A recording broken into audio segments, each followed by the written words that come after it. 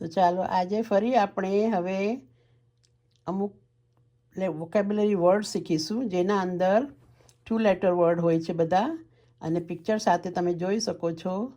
તો આપણે ચાલો શરૂ કરીએ. તો પહેલો લેટર છે, પહેલો છે ગાય. તો આ ગાય છે, ગાય એટલે કાવ. સેકન્ડ લેટર છે ઘાસ, ગ પ્લસ આ અને સ, ઘાસ. ઘાસ એટલે બોલો બોલો, ઘાસ એટલે ગ્રાસ. ઓકે.